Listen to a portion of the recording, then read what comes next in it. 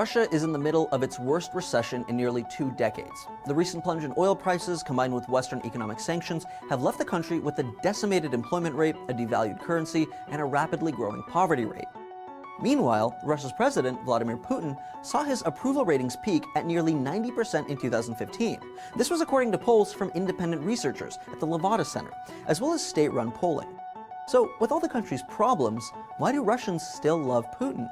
Putin's persistently high marks are often a shock to the West, as his leadership is riddled with corruption, scandal, and brutal authoritarianism.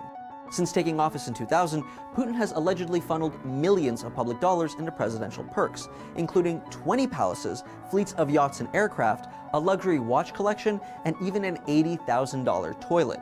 In fact, roughly 1/3 of Russia's budget is believed to go to public officials, who collect considerably more from bribes than they did before Putin. Moreover, press freedom has plummeted under Putin. Censorship in Russia has been compared to Saudi Arabia and Ethiopia. Dozens of journalists and Russian dissidents have been murdered since Putin took office. Most famously, Alexander Litvinenko, whose poisoning was allegedly approved by the president.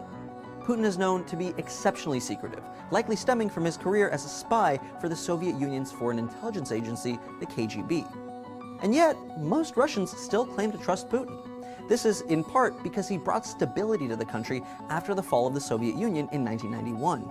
By 1999, the country's GDP had dropped by more than half, and quality of life plummeted to an all-time low. Many Russians felt abandoned by the West, slighted by their new government, and in some cases, nostalgic for the Soviet era. During his 1999 presidential campaign, Putin promised to improve the lives of Russians and create a unique national identity independent from the West. And in many ways, he did. During Putin's first presidency, nationalism spiked. Russia's GDP rose every year, and by 2007, the economy had completely recovered from its post-Soviet downturn and subsequent recession. But despite its popularity, Russia's economic boom was largely the result of increased demand for their greatest export, oil. But beyond economics, Putin also enjoys a heroic cult of personality. He's retained a take-charge macho man image, effectively marketing himself as a fighter for Russian ideals and the common man. Putin has been portrayed as the protagonist of Russian comics, movies, and children's books. His name and image are even stamped on products like canned food and vodka as a way to make them sell. Even after Russia's controversial annexation of Crimea in 2014, Putin's approval rating continued to grow. Perhaps Russians are willing to oversee Putin's flaws for fear of the alternative, a country that is economically stagnant and dependent on aid from the West as it was in the 1990s. Putin's popularity is not as unique as it may seem. Demagogues around the world, notably Donald Trump in the United States, are seeing overwhelming support from the public.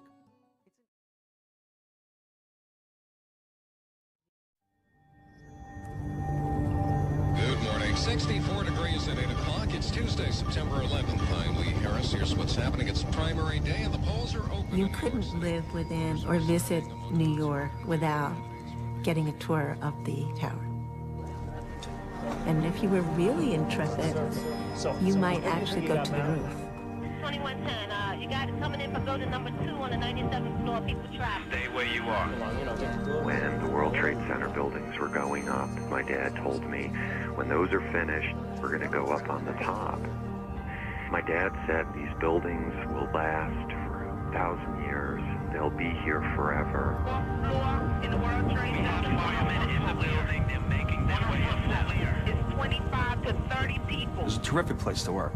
And on a clear day, you could see the curvature of the earth. I said, no, it's not possible. It's not possible that my life is going to end this way.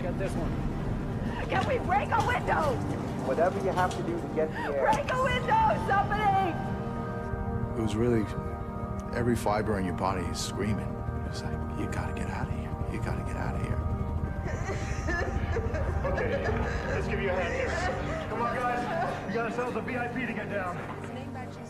They're all notified. Fire department, ambulance, survey, and plane.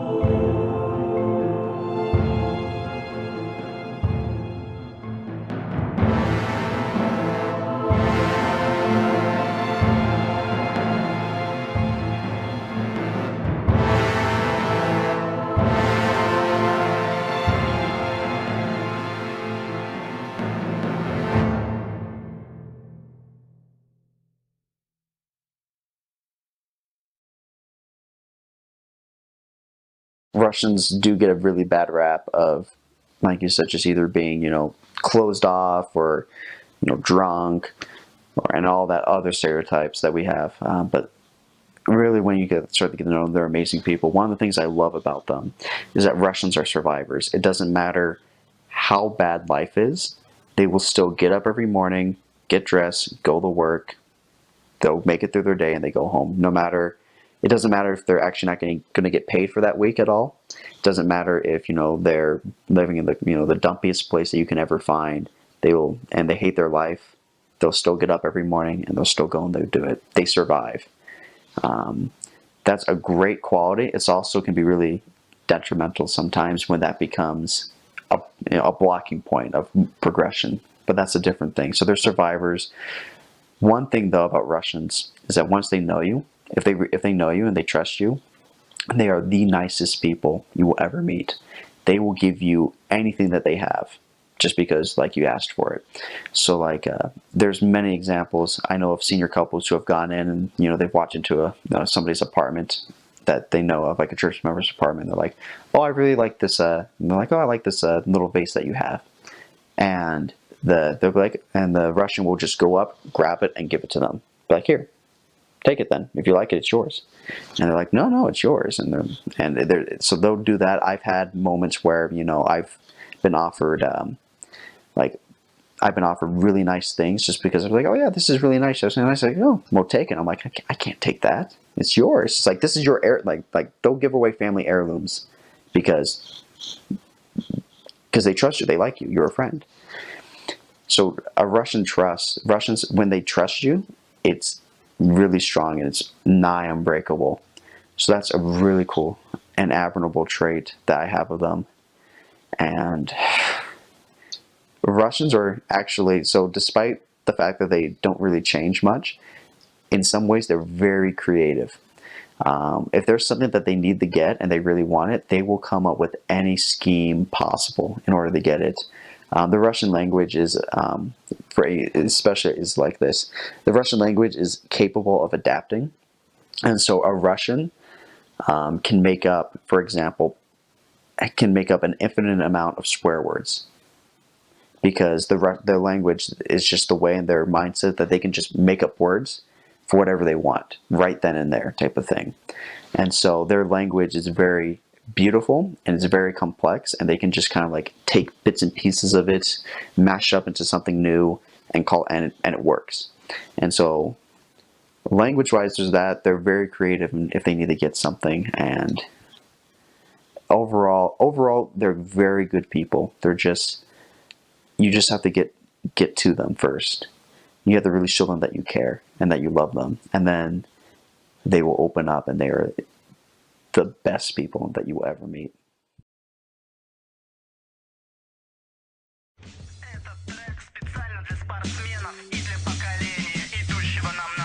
Алкоголь к черту, никотин к черту. Я год своей жизни посвятил спорту. Вместо штанов предпочитаю шорты. Многие считают меня слишком упертым. Всем спортсменам, а также спортсменкам музыка спортивного и жесткого оттенка. Неважно, кто ты, футболист или качок, главное, что не торчок.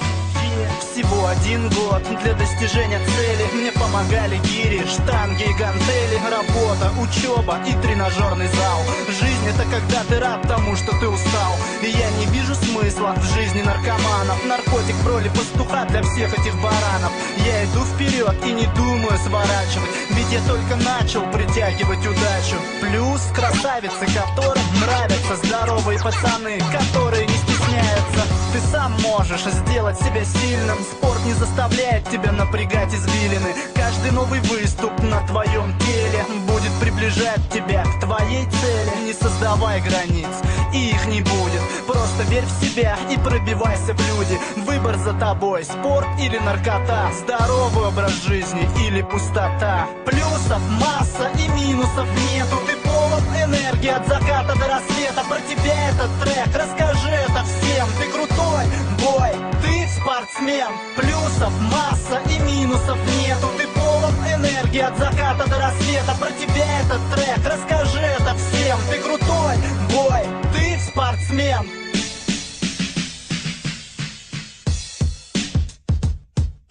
Боксеры, борцы и футболисты, атлеты, пловцы и биатлонисты. В общем, все, кто со спортом связан, способны доставить девчонкам оргазм. Жестко и все же интригует. Респект всем, кого спорт интересует. Наверное, круто сидеть в кресле правителя, но еще круче чувствовать в себе победителя. Надоела наркота и все эти алкаши. Дыши, русский спорт, давай, дыши. Я писал этот трек не для короны. На сторону спорта встанут легионы. И я поддержу то, во что твердо верю. Столько приобретений и ни одной потери. Занимайтесь спортом и берегите здоровье. Тот, кто не бережет, платит за это кровью. Плюсов масса и минусов нету. Ты полон энергии от заката до рассвета. Про тебя этот трек, расскажи это всем. Ты крутой, бой, ты спортсмен. Плюсов масса и минусов нету. Ты полон энергии от заката до рассвета. Про тебя этот трек, расскажи это всем. Ты крутой, бой, ты спортсмен.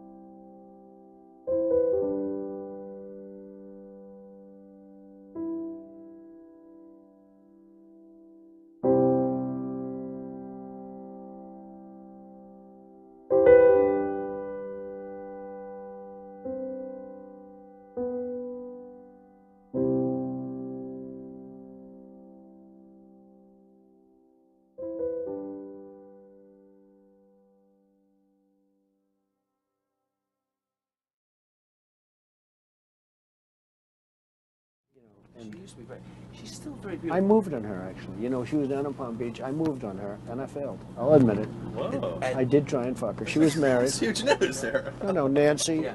No, this was marriages. And I moved on her very heavily. In fact, I took her out furniture shopping. She wanted to get some furniture. I said, I'll show you where they have some nice furniture. I took her out furniture. I moved on her like a bitch, but I couldn't get there. And she was married. Then all of a sudden, I see her. She's now got the big phony tits and everything. She's totally changed her look. She's your girl's hot as shit. In the purple. Whoa. Yes. Whoa. Yes, Nadal has scored. Whoa. Oh, my man. Wait, you gotta look at me when you get out of your Set this up. That is very. Will you give me the thumbs Look up? at you. You are a You piece. gotta put the thumbs up. You gotta get the thumbs up. Can't be too happy. Else off first? Yeah, let me. It's very You funny. gotta give me the thumbs up. You and I will walk down. Oh my God. Maybe it's a different one. Better not be the publicist. No, it's her. It's Yeah, that's her, with the gold. I better use some Tic Tacs just in case I start kissing her. You know, I'm automatically attracted to beautiful. I just start kissing them. It's like a magnet. You just kiss. I don't even wait. And when you're a star, they let you do it. You can do anything. whatever you want. Grab them by the pussy. You can do anything. Look at those legs. All I can see is the legs. No, it looks good. Come on, shorty. Oh, nice legs, huh? Oof, get out of the way, honey. That's good legs. Go ahead. It's always good if you don't fall out of the bus. Like Ford, Gerald Ford, remember? Down below. Pull the hell.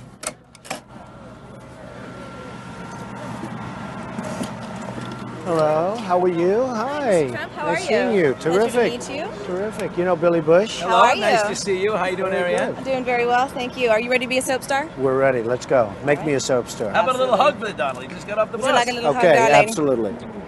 Melania little said hug this for the was bushy. I okay. just got off the bus.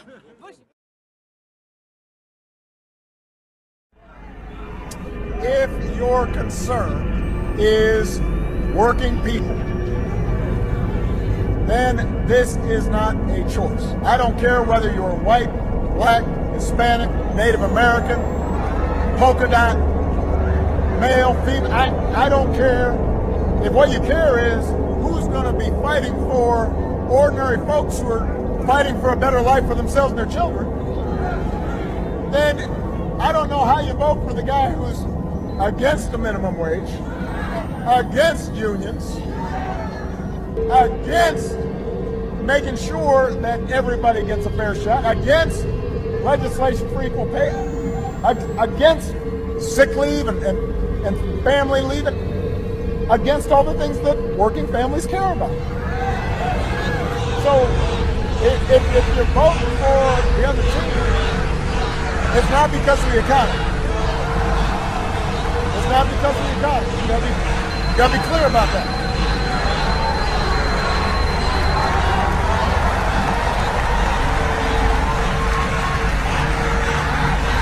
I mean, even the Republicans on the other side don't really know what you guys talking about. They really don't. They really don't. You ask them, they're all like, I'm gonna cut off.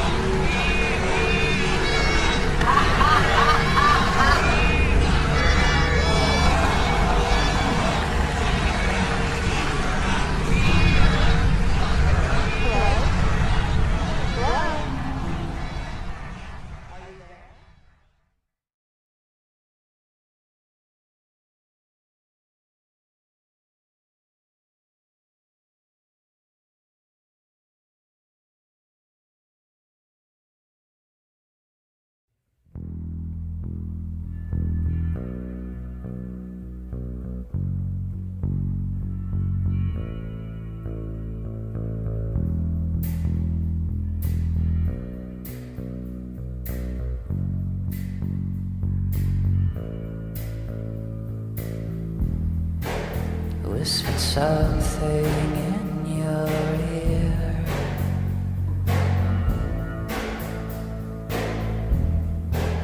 It was a perverted thing to say,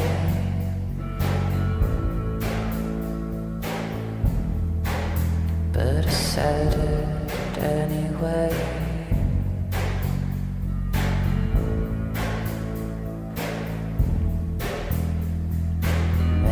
Smile and look away.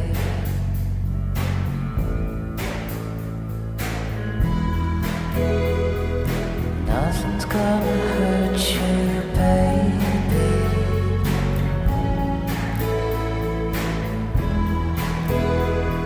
As long as you're with me, you'll be just fine.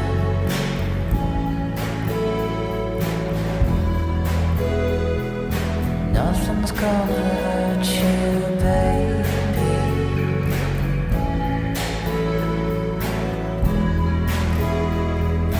Nothing's gonna take you from my side.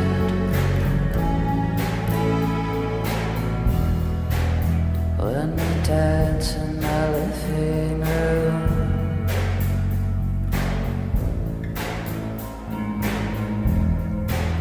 to the silly 90s R&B.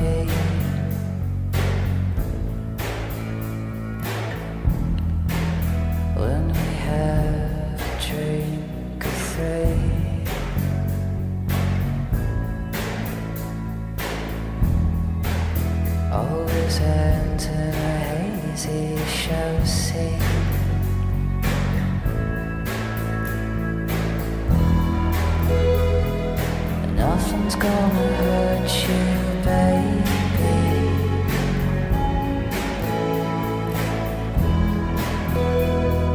As long as you're with me, you'll be just fine.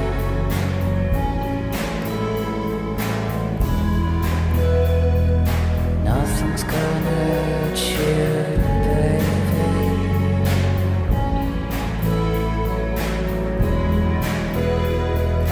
Nothing's gonna take you from my side.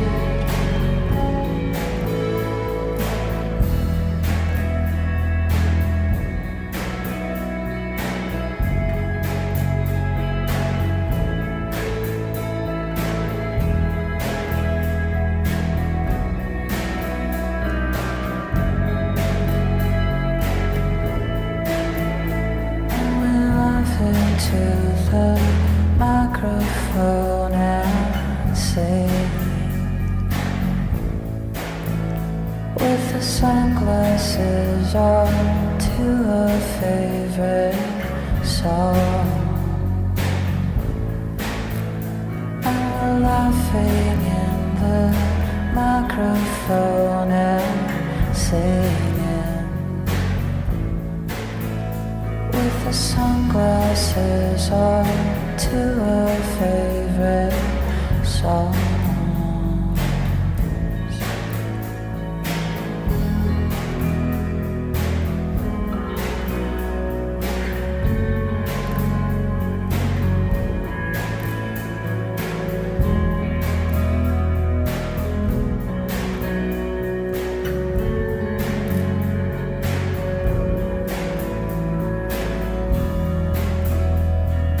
Nothing's gonna hurt you, baby.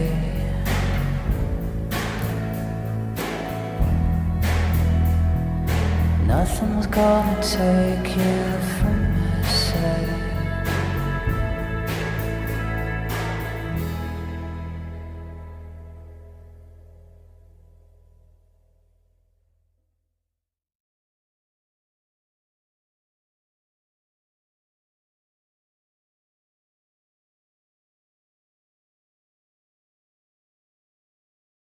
This here is bulletproof glass. You're going to be sat behind this for some of the time. All right? Okay. This is the table. Before you sit down, I want you to check under the table there are no hidden cameras. Do that for me now. No, that's good. All right. Have a seat for me. Thank you.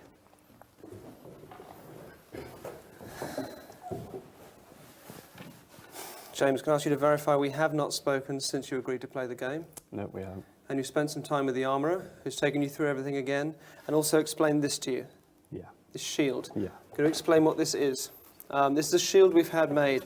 When you load a bullet into a revolver, you can see along the side here and at the front where the bullet lies, in which chamber it is. We've had this shield made, which fits onto the top and stops either the camera or me from accidentally seeing where the bullet is. Are you happy with that, and you're happy that's all the shield does? Yes. Yes? Yeah, definitely. Thank you. Thank you. I'm going to bring the armourer over.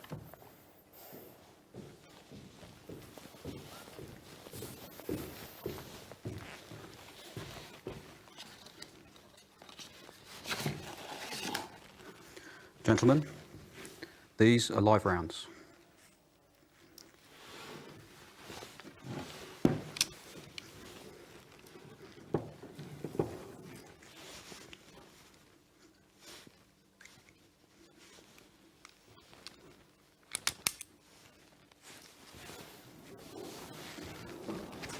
Please cover your ears.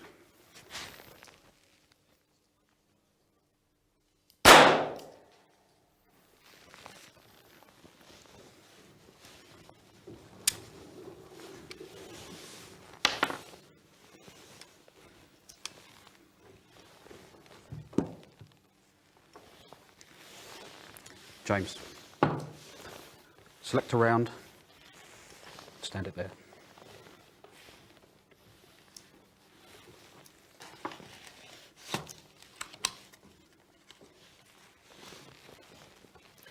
Thank you. Thank you. Our armourer will now leave, along with our cameraman, for safety reasons. The rest of this will now be filmed using these remote control cameras. Okay, aside from you and me, now this room is empty. Also want you to know we are going out live at the moment. And also, James, I've signed a disclaimer. I've signed a form that absolves you from any legal responsibility for this, all right? Also, morally, you are not responsible for this. It's my decision to do it, and I'm responsible for it, okay? Okay. If it fucks up, it's not your fault, all right? Pick up the gun. Take the gun under the table. Can you see the numbers? Yes. Okay, move it around a bit, familiarize yourself with the numbers, make sure you can see them clearly.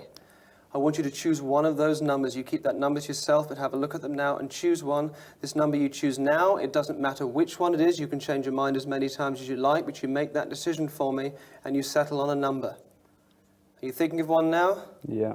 All right, you need to repeat that number to yourself over and over again, quietly in your head. Fix that number in your mind. Pick up the bullet. You're going to place that bullet into the number chamber you were just thinking of. As you do it, keep your fingers away from the trigger. Do that for me now. Put it in. Check as it goes in. Double check that it's going in the correct chamber, the one that you're thinking of. Is it going in the correct one? Yes, it is. All right, lock that number into your mind. Keep your fingers away from the trigger. Keep the gun pointed down at the floor.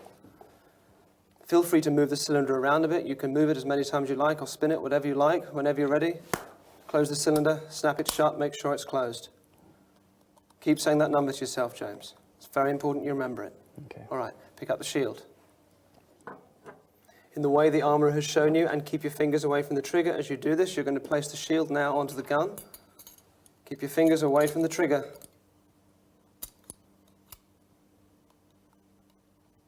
It's okay, take your time. Yeah, it's locked in. Is it on? Yeah. In the way the armourer has shown you, again, without pointing the gun directly at you, I want you to check that you can't see where the bullet is, neither from the side nor from the front. Happy with that? Yeah, can't see it. Great. Place the gun on the table for me. All right. That's the hard part over for you. All you've got now in your mind is a number between 1 and 6. You need to lock that number in your mind so tightly now, all right? Just take a minute to do that for me now. Otherwise, with the pressure of all of this, it will slip your mind over and over again to yourself, all right? It's a number between 1 and 6. That's all this is now. In a moment, I'll get you to count from 1 to 6. As long as you can do that, you're absolutely fine. Okay. Okay, behind me is the bulletproof glass. Behind that's a chair. You're going to go and sit in that chair for your own safety when I tell you to. The chair is bolted to the floor. You must not move out of the chair. You must stay in the chair, all right? Okay. Whatever happens, you don't move, and whatever happens, you do not try and stop me. Don't call out, don't try and stop it, all right? If I'm not 100% confident, I won't do it, I won't pull the trigger. Okay. Does that make sense? Yes. I'd like you to go and sit in the chair. There are ear protectors on the chair, just put them on your lap for now, you won't need them quite yet.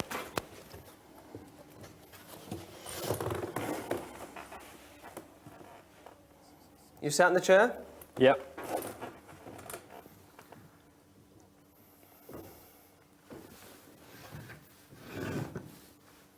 Can you see me in the gun? Yes, I can. James, I'm going to ask you in a moment to count from 1 to 6. I'm only going to ask you to do this once. You need to count clearly and slowly and loudly so I can hear you. From 1 to 6. Listen, very important as you count. Don't give me any clues. Don't try and help me. If you try and help me, James, it will confuse me. And it's really important I'm not confused. Does that make sense? Yes, yeah, it does. All right. When I say go, just take a little while. Just take a moment just to take a breath and relax. And then count from 1 to 6. Loudly, clearly, and slowly. Take a breath first. Go.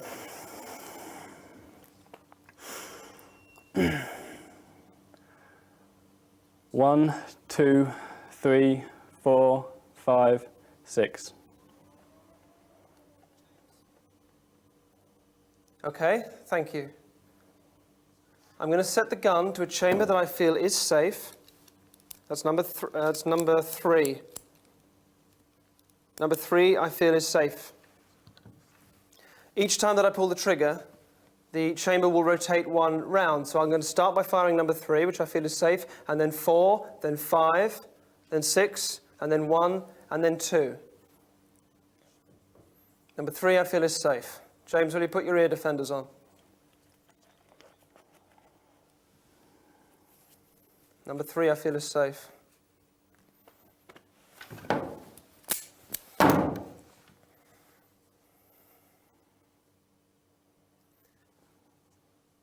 Number 4 I feel is safe.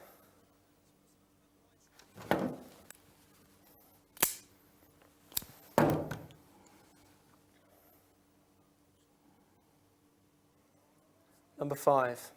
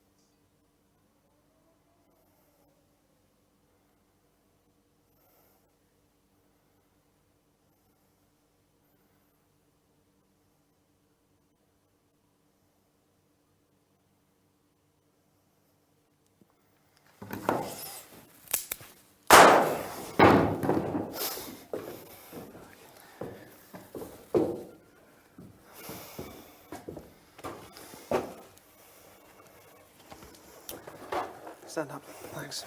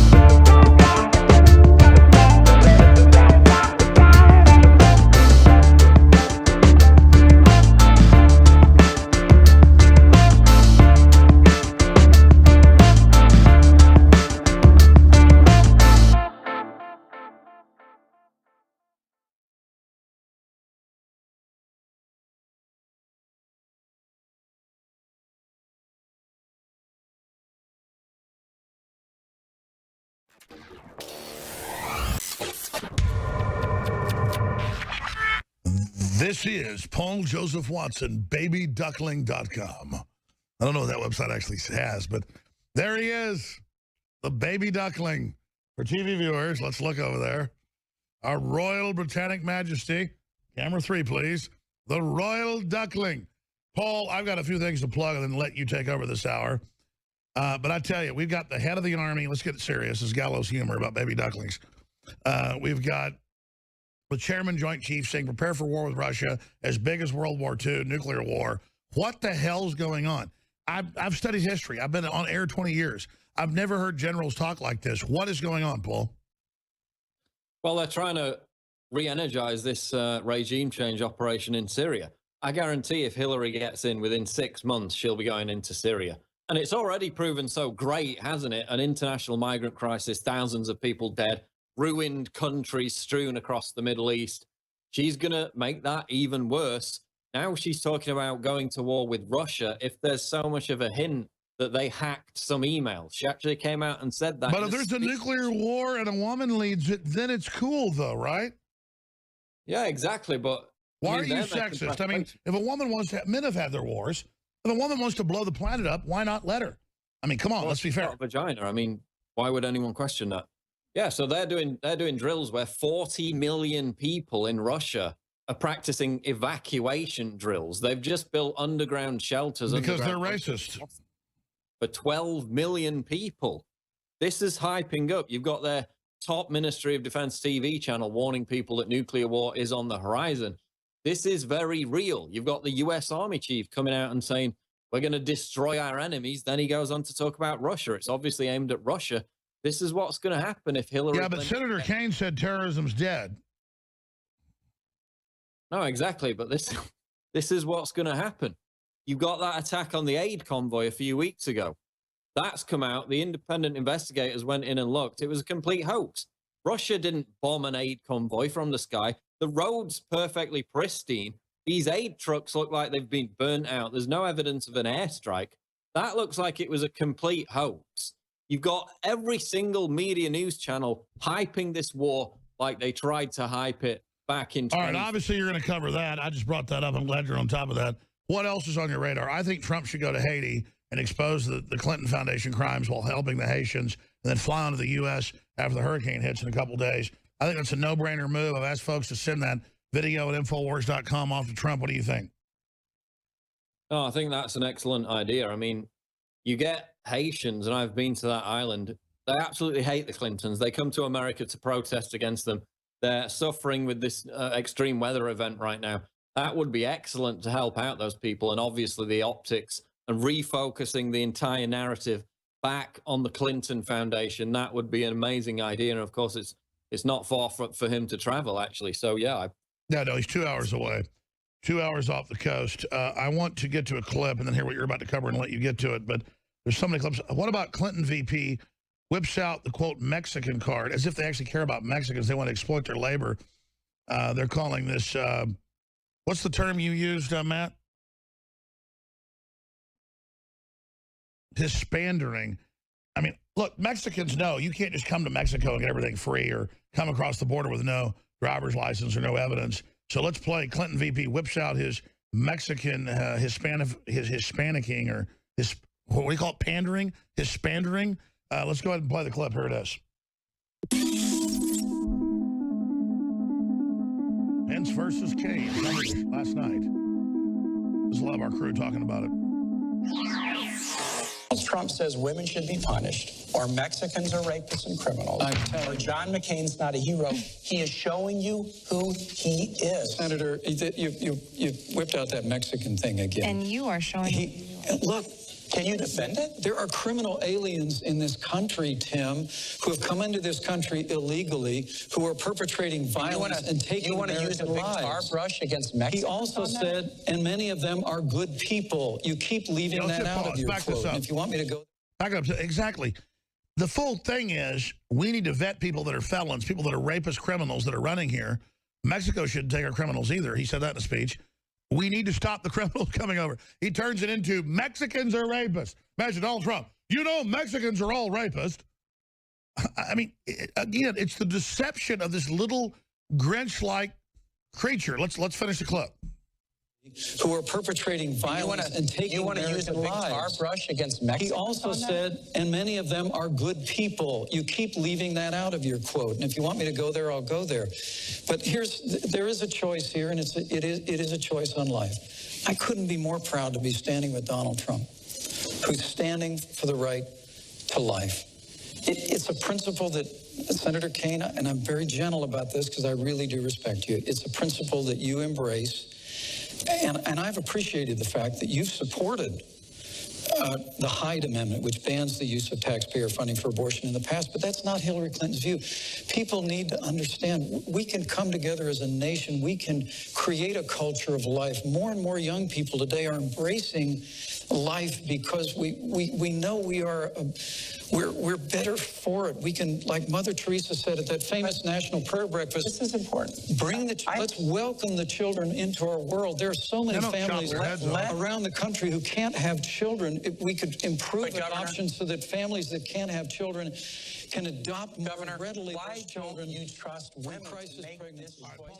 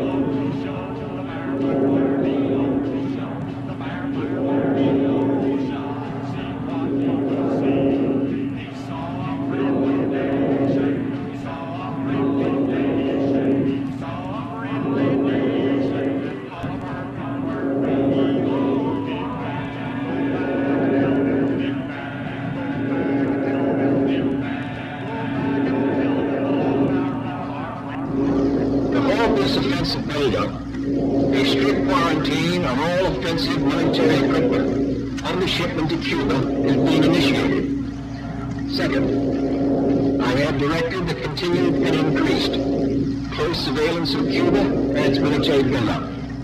Should these offensive military preparations continue, thus increasing the threat to the hemisphere, further action will be justified. I have directed the armed forces to prepare for any eventualities. Zero.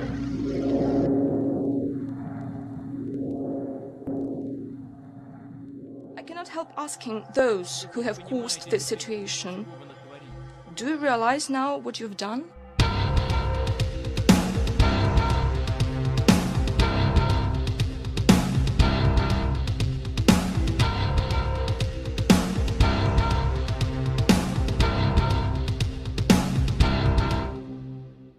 Speaking nearly a month ago, President Vladimir Putin at the International Economic Forum in St. Petersburg, Russia, warned the group of international journalists there repeatedly that Europe, the United States, and Russia were drifting towards full-scale war.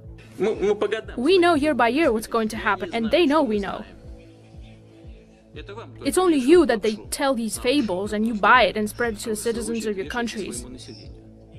Your people do not feel a sense of the impending danger. This is what worries me. How do you not understand that the world is being pulled in an irreversible direction? That is the problem. But they pretend like nothing's going on. I don't even know how to get through to you people anymore. And the big news is, a month later, almost a month later, after we first reported on it, in mid-June, there has been almost no Western coverage of it at all. And that's exactly what Putin was getting at. Whether you love Putin or hate Putin, if the leader of Russia, with thousands of intercontinental ballistic missiles and cruise missiles, is telling the West, I don't know how to get through to you, your media is controlled, you're being manipulated, NATO is putting missiles on our borders, we're having to move missiles in, you've overthrown Ukraine, you're on an offensive, you're funding and protecting radical Islam, do you know what you've done? Do you know what you've done, as he said at the UN, destabilizing the Middle East? Why are you doing this?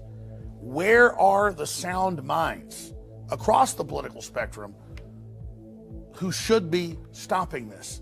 Russia has 3 overseas military bases. You have hundreds. You have your spies inside our country trying to overthrow it. You have your CIA people trying to get into our embassies. You are at war with us. And the average American, the average European, the average Brit is not aware of this.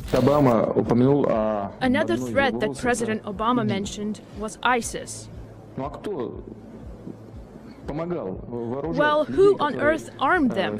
Who helped to arm the Syrians that were fighting against Assad? Who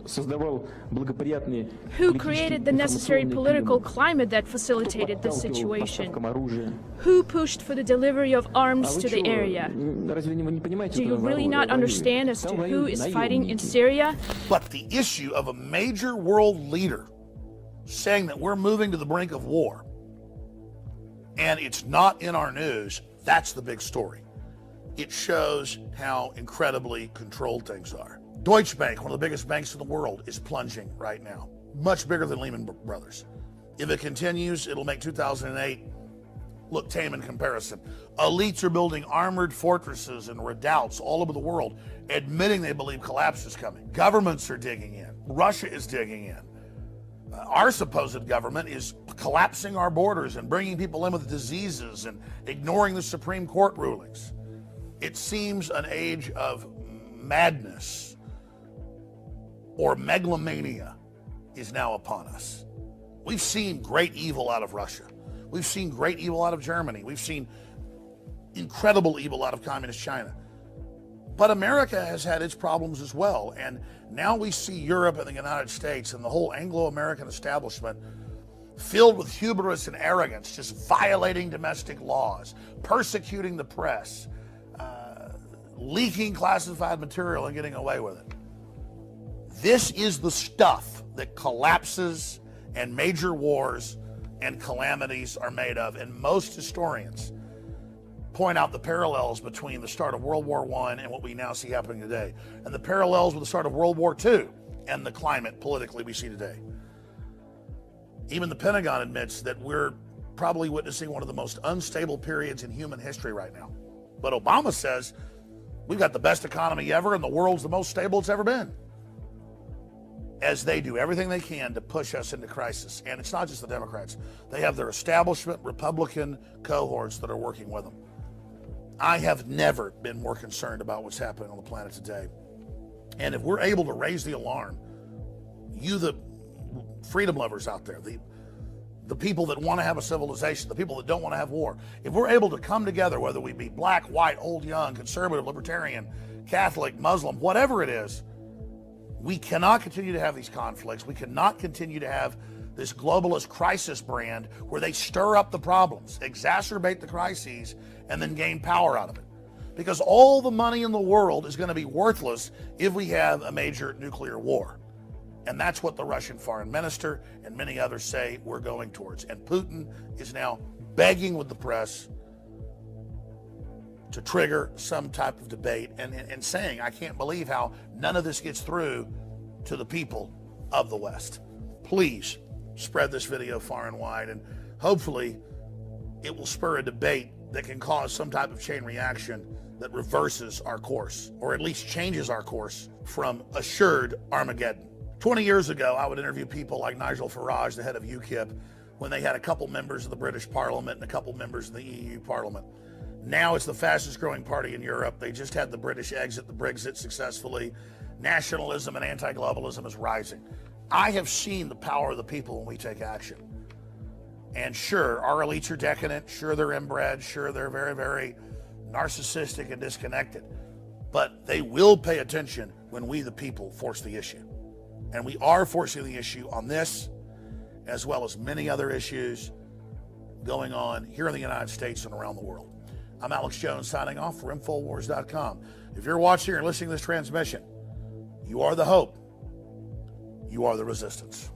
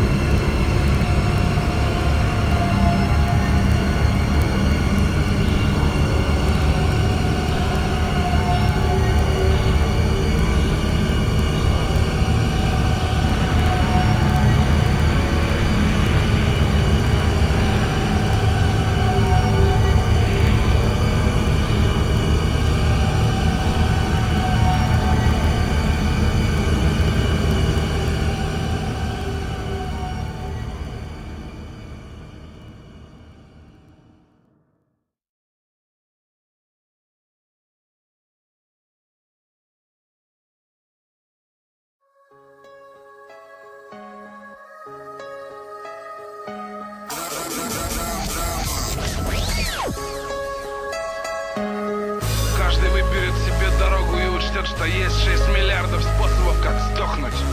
Чем? Утро 5 лет назад, помню как сегодня. Утро, подъезд, косяк, побрился и довольный. И что нет денег, и что жрать нечего парить. Мне помогал в тот кон, наверное, только плотный парик. Работать лень, хотя необходимость в этом точно. В башке лишь только рэп, чих-хоп из первопрестольной. С окраин из незваных гостей, лишь участковый. Его монологи через дверь теперь давно не ново. Спустя 3 года было все, плюс бросил курить план. Но без него был в хлам, и много внимания дам. Позже окстился, фен цвета, как мой новый шкаф. Раскидав, делал хип-хоп, став, что всем стапом став. Но так нельзя, и за это дают сроки. Реальность так близка, лучше учить эти уроки. Предательство, но от говна не жди добра. Я знаю лишь одно, этих знаний мне хватит сполна. Я знаю лишь одно, я люблю жить. Как там у тебя, может и не похоже. И что бы ни случилось, жить мне не запретишь. Сколько разных мнений, столько и прохожих. Я знаю лишь одно, я люблю жить. Как там у тебя, может и не похоже. И что бы ни случилось, жить мне не запретишь. Сколько разных мнений, столько и прохожих. Утро, все то же, мать его, утро хуёвит. Наверное, здесь неверно сказать мутно. Кому-то строго хуже, много уже отъехало. Меня там пошлют нахуй с этими всеми советами о том, кто живет правильно. Я сам неправильный, но кто-то понимает нас, кто-то не понимает нас. Они видят в текстах статьи ФСКН, а я вижу слезы, и они плачут по тебе. А многие могли все исправить сами, но их походу тянет в не слишком огромный камень. Вчера чуть меньше грамма на ладони, так легко крошился. Метаморфоза как закон, пора уже смириться. Смотрю в окно и вижу там лишь нищету. Я не с Кутуза, не из центра, но люблю Москву. В моем районе все не так, как вам рисуют СМИ. Я знаю лишь одно, я очень сильно люблю жить. Я знаю лишь одно, я люблю жить. Как там у тебя, может и не похоже. И что бы ни случилось, жить мне не запретишь. Сколько разных мнений, столько и прохожих. Я знаю лишь одно, я люблю жить. Как там у тебя, может и не похоже. И что бы ни случилось, жить мне не запретишь. Сколько разных мнений, столько и прохожих. Я не обещаю изменить все, кто обещал, тот врет. Это все теперь с нами идет. Когда малым был, по подъездам валялись шприцы. Сейчас скорее нет, чем да, но углем не дают остыть. Ведь это прежде всего бабки, и не тот сраный косарек вам за пакетик травки. Фуры гирдоса, таможни и снова взятки крах. И те колеса, что везут с Невы в рюкзаках. Тот, кто хочет купить жизнь, в итоге покупает смерть. Новые эмоции, ведь всем нам в аду гореть. И если спросит дьявол, как я на земле там жил, отвечу, что по совести своей жизнью дорожил. Дорожил семьей, девушкой, друзьями всеми, что были ближе братьев и кому я доверял и верил. Жаль, не у всех, так каждый по своему уму. Я любил жить, буду любить и люблю. Ведь я знаю лишь одно, я люблю жить.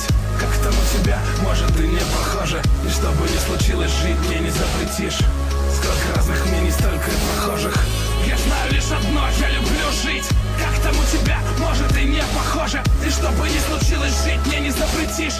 Сколько разных мнений, столько и прохожих. Каждый выберет себе дорогу и учтет, что есть 6 миллионов способов, как сдохнуть. Но я знаю лишь одно, все умрут. Рано или поздно я себе выбрал дорогу. Я люблю жить. Надеюсь, ты тоже любишь жить.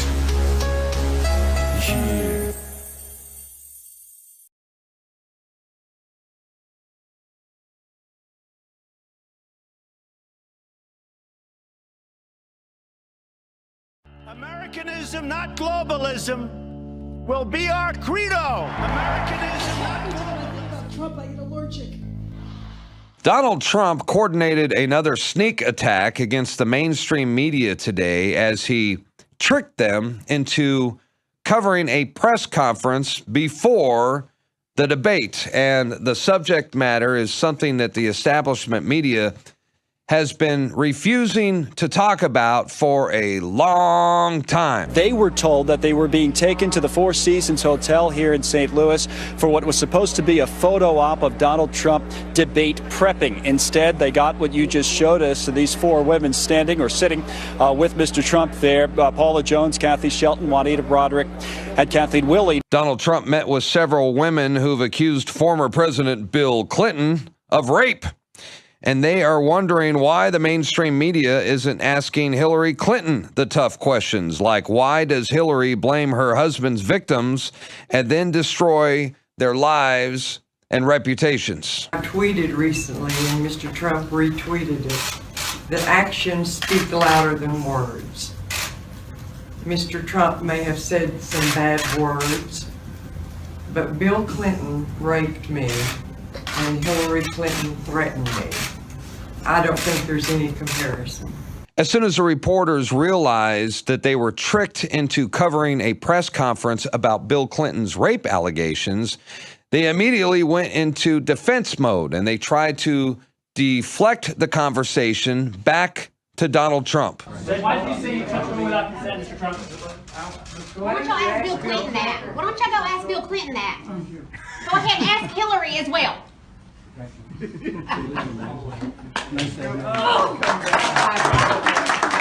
Now, moments later, right after this press conference, Donald Trump got up, walked out, and went straight to the debate. And guess who went with him?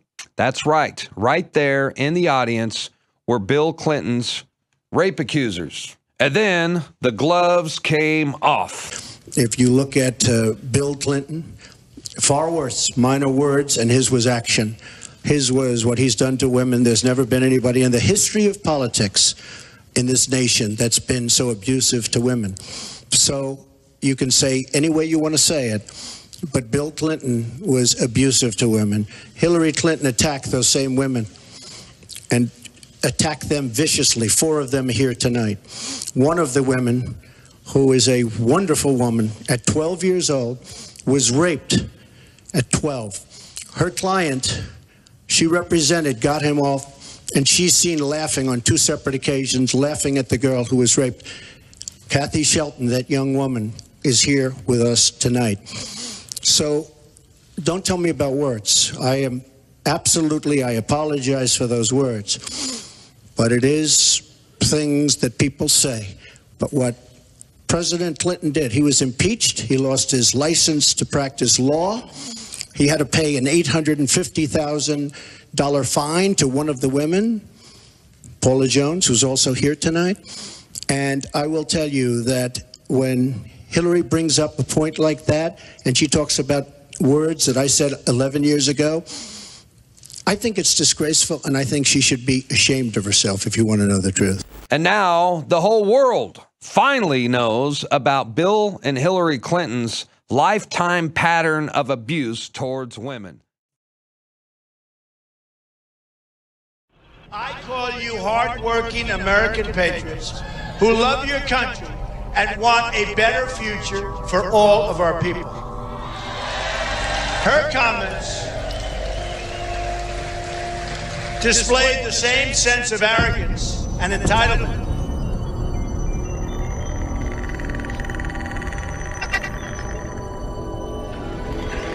Now hold on. You ain't the first son of a bitch to wake up out of their dream.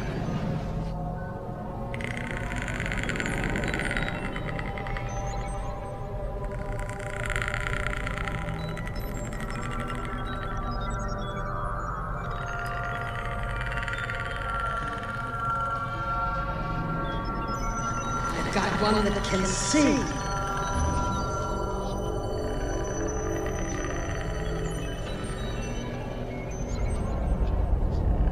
The stranger within.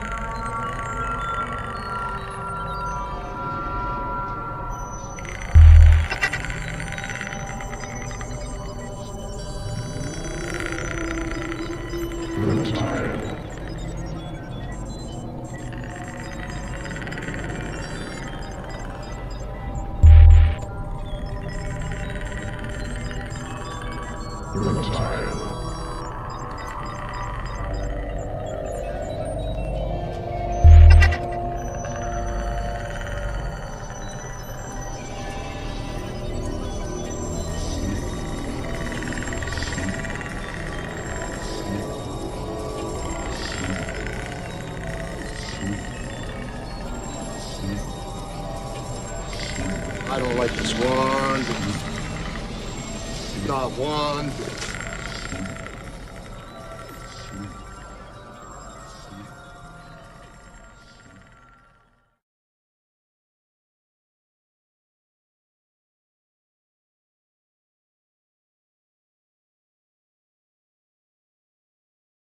September 2000. That was the month when an organization in America called the Project for the New American Century produced a document demanding that the United States fight, quote, multiple theater wars to regime change country after country. The countries they listed included Iraq, Libya, Syria.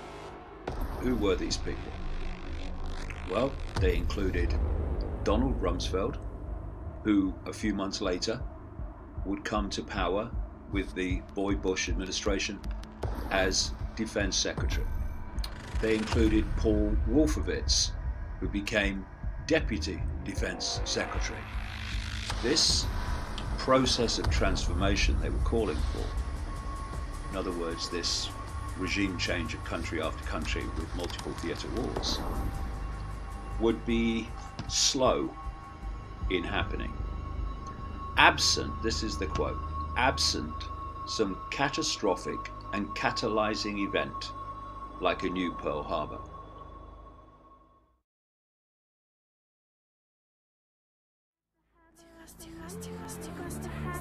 Кронос. Третий раунд голд-батла. Участие РС. Парень, тебе раунд без боя не взять, и ты знаешь это. На невразумительный рэп то должно быть давно наложено вето. Какой твоя песенка спета, и ты догадался сам. Но кофе не хочет Техаса в четвертом и ставит поэтому в пару со мной. Но, ман, фортуна не была к тебе добра. Да, ты так же, как все, хотел турне по городам. Да, но у тебя в заначке пара дам, и судя по взгляду порванный, то сдержу каре. Техасский холдем, Техас, ты пройден. Тебя не взяли в первый класс, ты не осилил алфавит. А вдруг твой рэп на свай тебе закидывают за губу.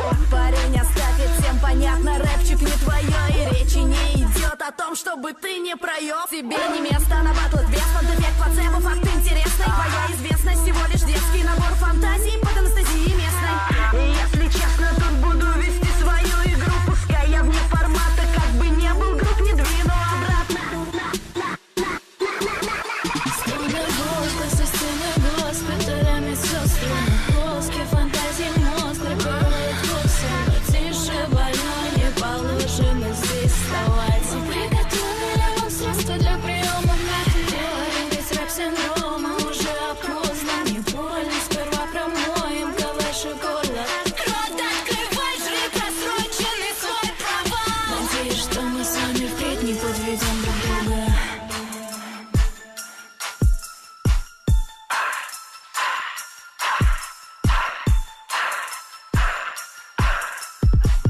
Парень, я сядь, тебе раунд без боя не взять, ты это понял? Даже не надо Бантееву звать, чтобы прочесть по ладоням. Метишь ты будто полония, а толку не встретишь поклонников в этом загоне. Ты якобы хаслишь по черному хоуме, это почетно, да я и не спорю, но... Ты думаешь, техасский рейнджер, но не Чак Норрис. Ты его черный напарник, второй номер. Походу твой позывной на вписоне. Эй, соска, ты кверху жопы в новом клипе Big Rush. Многие шли против времени, но постепенно уходила земля из-под ног. Столь плачевный итог не предвидел никто, на проход не хватило автотюновых ног. И я снимаю с твоих глаз пелен, но было велено. Ты думал, что хороший, зря в этом уверен был. Весь твой успех, эффект плацебо, дай свет по центру, ведь это шоу. Тебе сказали, твой рэп плачевен, а ты решил это хорошо. Всем было стыдно тебя расстроить, но я открою на все глаза. Роман, твоя музыка в кассу лишь публике, что так хотел защищать и сам. Пусть говорят мне, мол, не в масть, я к несчастью. Мои переборы становятся частыми, и я стала этого частью. Исход поединка не важен в вопросе, какие проценты. Пока улыбаюсь на бит. Стены воздух, со стены госпиталями сестрами. Плоский фантазии мозг прибывает вкусы. Но тише, больной, не положено здесь вставать. Приготовили вам средства для приема методик. Ведь рэп-синдрома уже опознан. Не больно, сперва промоем калаш и горло. Рот открывай, жри просроченный свой провал. Надеюсь, что мы с вами впредь не подведем друг друга.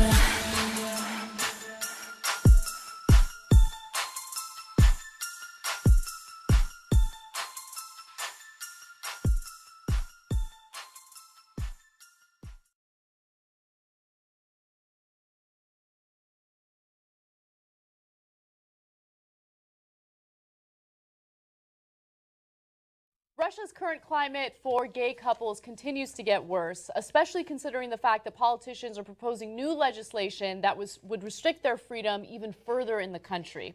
Now, according to the Daily Beast, members of the lower house of the Russian parliament, or Duma, considered a new bill banning homosexuals from public displays of affection. They would be fined for kissing in the street or holding hands on the subway. Homosexuality, the bill's authors contended, is a Western ideology planted in the minds of Russia's young people in order to reduce the country's population. Okay, I mean, you want to talk about crazy conspiracy theories, but people really believe this, right? So they think the West got together. They're like, how do we screw over Russia? Oh, I got it.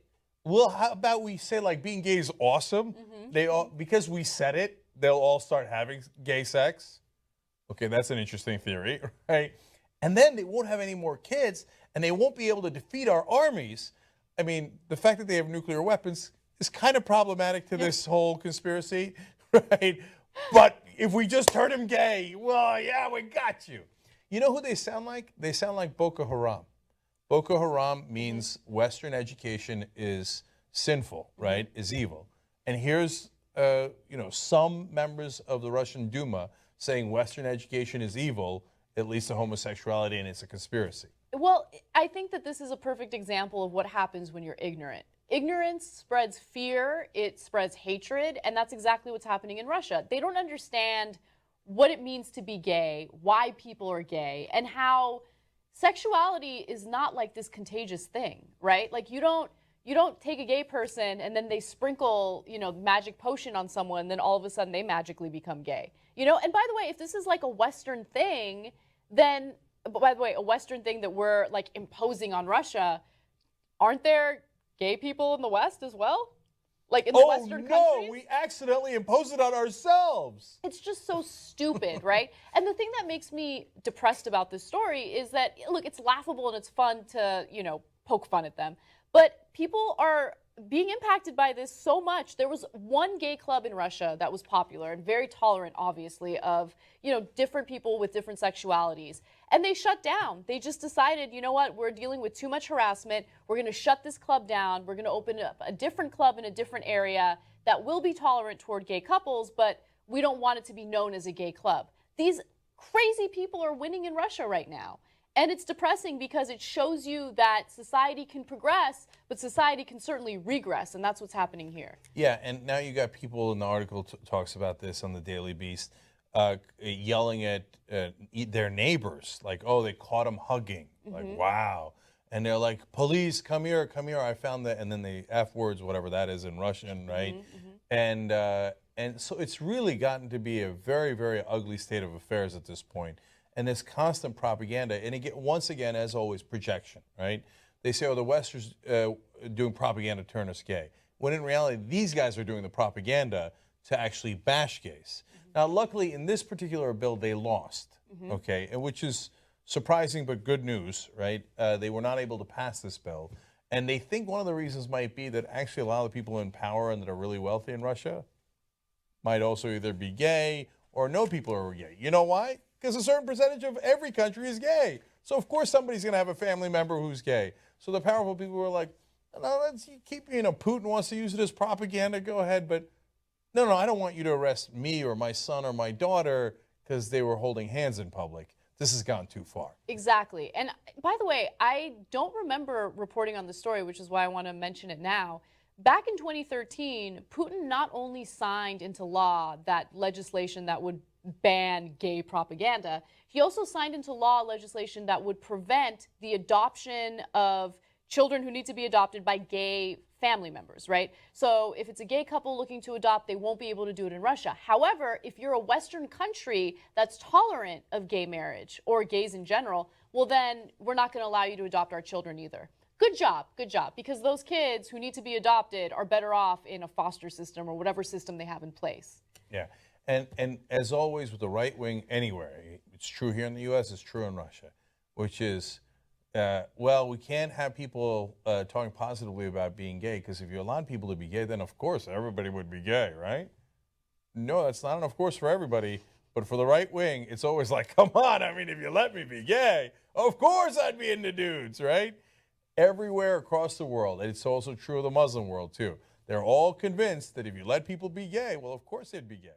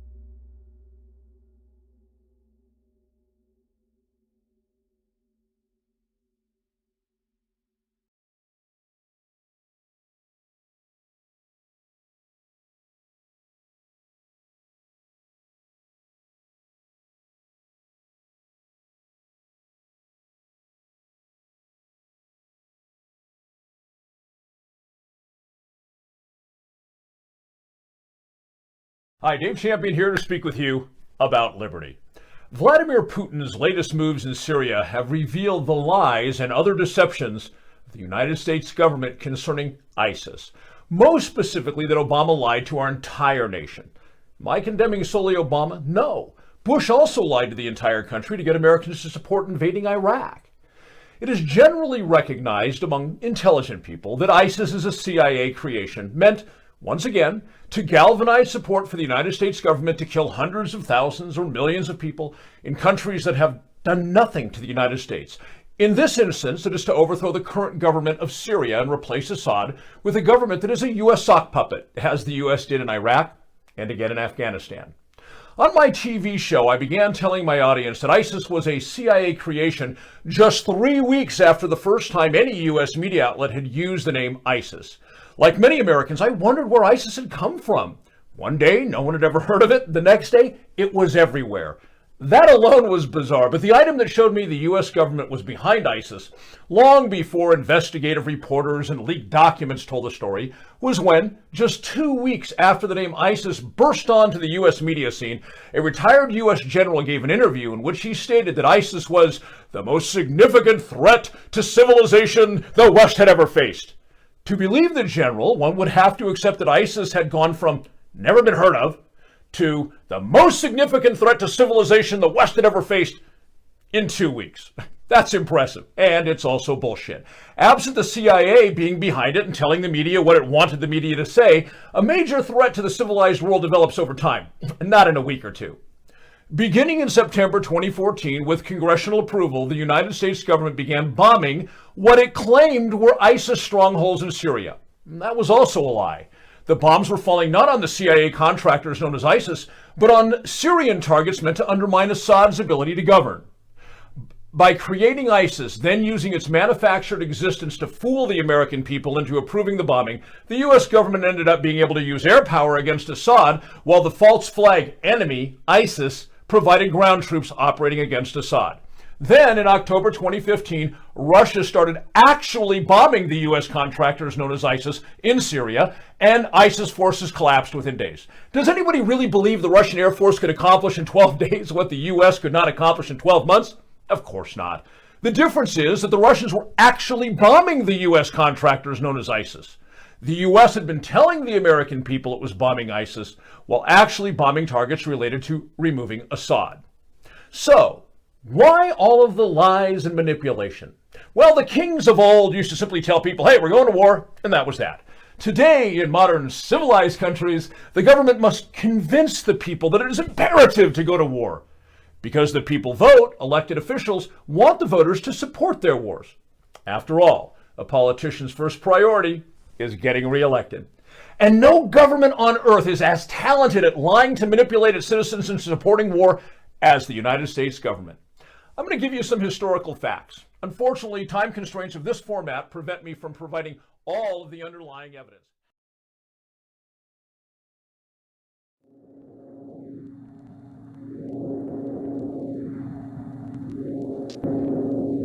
General Secretary Gorbachev, if you seek peace, if you seek prosperity for the Soviet Union and Eastern Europe, if you seek liberalization, come here to this gate. Mr. Gorbachev, open this gate.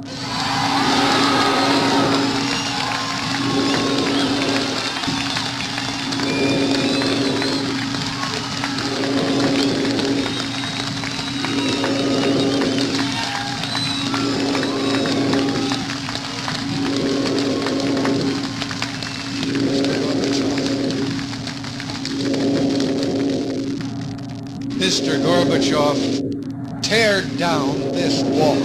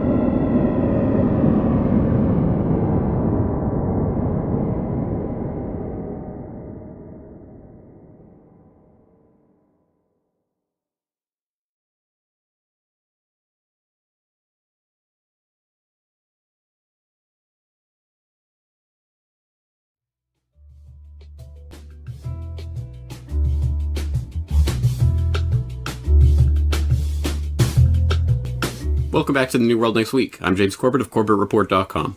I'm James Evan Pilato of MediaMonarchy.com, and you know, when the propaganda TV networks get to make new graphics for blank under attack, you'd know that you're in PSYOP territory. So on this episode 249 of New World Next Week, we're going to look at 3 angles of the latest Paris attacks, where the enemies of encryption have their knives drawn, and we could be seeing the end of the European project. But first, Putin calls out G20 nations for funding ISIS, and this is an article on tothedeathmedia.com. who notes if there's one thing Putin's a master at, it's his ability to gather and hold intel until it can be used for a strategic purpose. Some believe Putin holds disastrous intel on 9/11, and more recently, his info on MH17s being shot down by someone else kept the Dutch from crucifying Russia in the aftermath of that tragedy. So with all this in mind, it should come as no surprise that as the world rushes to follow Russia's lead, and finally eradicate ISIS, Putin announced during the recent G20 summit that upwards of 40 nations were culpable and responsible for funding and creating ISIS, including a number of member states within the G20 itself. Now, Western nations, of course, have a long history of speaking out of both sides of their mouths when it comes to war and geopolitics, and it's only been a little over a decade since countries like France and Germany were outed for their roles in funding Saddam Hussein, while Iraq was under UN sanctions during the Oil for Food program. And much more recently, France's one of their largest banks, Paribas, was cited for aiding Iran in their oil for gold scheme that went against ongoing U.S. sanctions. So, James, if we use the conspiratorial view of history, for me as a guy in America, France seems like they've been used for centuries by the powers that shouldn't be, whether they're a catalyst to something, a scapegoat, a bully, a target, and all usually in relation to the foreplay of World War. So are we already in World War III or perhaps World War IV now, James? I would certainly hope that's not the case, but there are certainly things lining up that look like we are in some sort of tension that could escalate into that sort of scenario. So I think when we have Putin coming out and trying to call out other nations on this, that's obviously playing into the larger narrative of the sort of Russia, China, Iran resistance bloc versus the West, and it's interesting to see that being used here. Although it's interesting if Russia's calling out, if Putin is calling out the other nations for their financing of ISIS, which is absolutely on point, and I think the point that should be being made right now. But it, of course, is something that can blow up in Putin's face because, for example, as Isabel Edmonds has alluded to, he has hundreds of millions of dollars stashed offshore. So does he really want to start bringing up this and exposing himself to that kind of scrutiny and what Russia is doing as well? But this is the card that has to be played. So certainly France is being used here as to forward the narrative, to forward a narrative that obviously the first immediate effect is going to be to increase the war in Syria.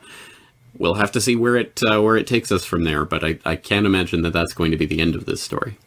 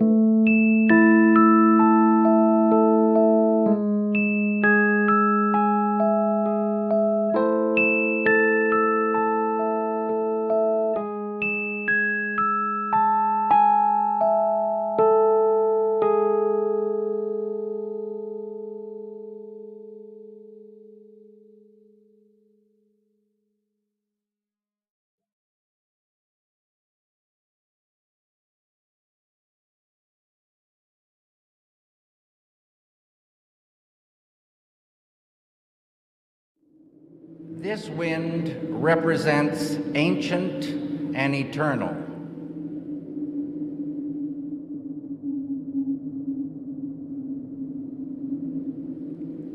This ocean represents the ocean within every human being. And this ocean is an ocean of consciousness.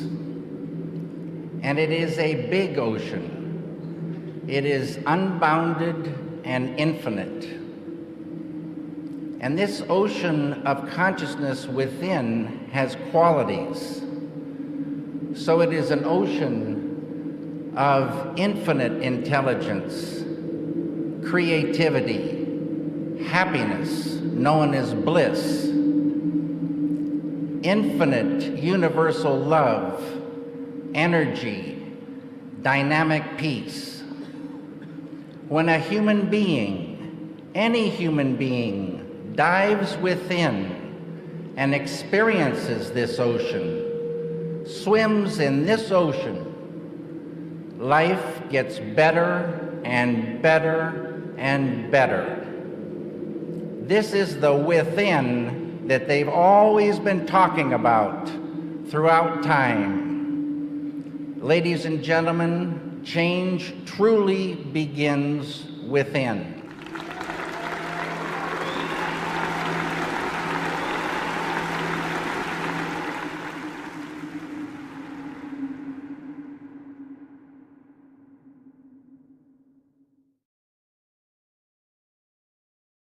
Right-wing smear machine has gotten Alex Jonesified this election cycle. There's a guy named Alex Jones. Alex Jones. From InfoWars. From InfoWars. Yeah. Alex Jones. Alex Jones. One of those guys who believes Bigfoot was responsible for 9/11. I heard that on Alex Jones, so it's true. Claims that 9/11 and the Oklahoma City bombings were inside jobs. The conspiracy du jour, Hillary Clinton is harboring a secret medical condition. You just had to keep digging, didn't you, Alex? I heard it on Alex Jones, so I know it's true. Google is being accused of hiding negative stories about Hillary and her campaign by changing its algorithm to bury stories like the Clinton body count story. That's according to website InfoWars. And this really just is so disgusting. The juice of these pickles is on you, Alex Jones. It goes right from Alex Jones, and it shows up in Donald Trump's mouth. Hillary Clinton created ISIS with Obama. The very fringe of the conspiracy movement, like Alex Jones, are being kind of incorporated into the campaign. If Trump gets elected, he's going to be Secretary of Defense. I think that Alex Jones is a lunatic. Move, bitch! Get out the way! Bill Clinton is a rapist, Infowars.com. Bill Clinton is a rapist. Bill Clinton is a rapist. Infowars.com. Infowars.com. Bill Clinton's a rapist. The New World Order sends its regards. If you are receiving this transmission, you are the resistance. It's Alex Jones.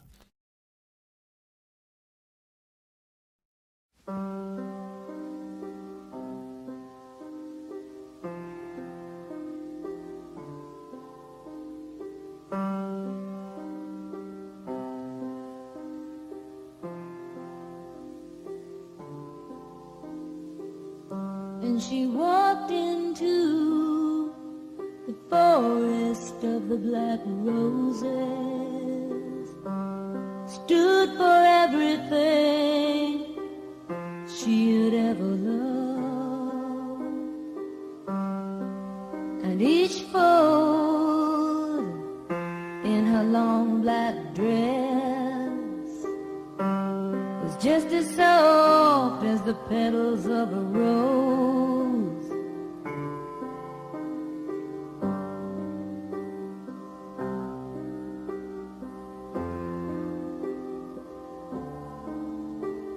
If this is to be my punishment,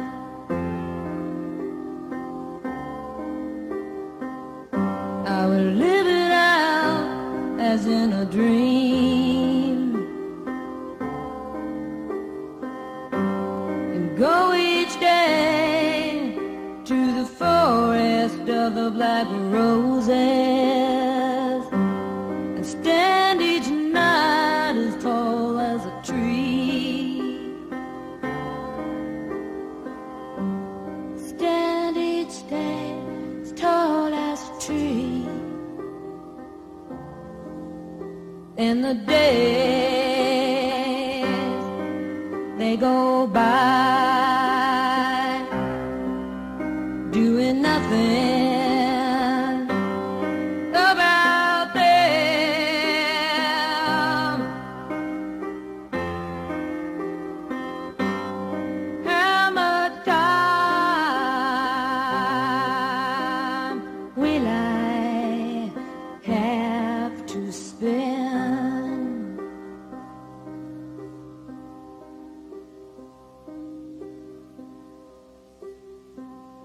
and she goes each day to the forest of the black roses, stands for everything she had ever loved, and she asked herself, well, just how much must I give away? Anything, I love him that much.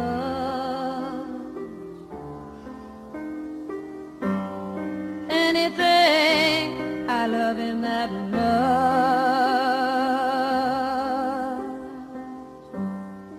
Anything, I love him that much.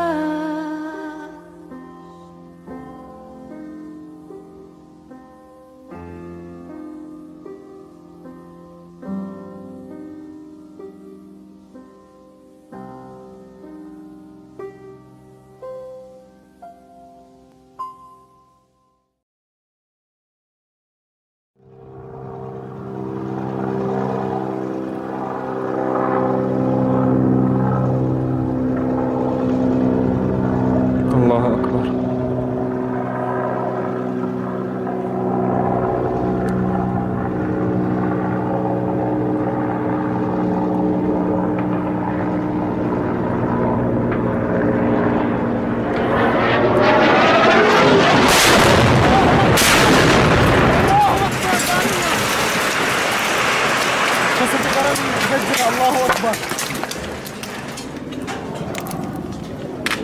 الله أكبر.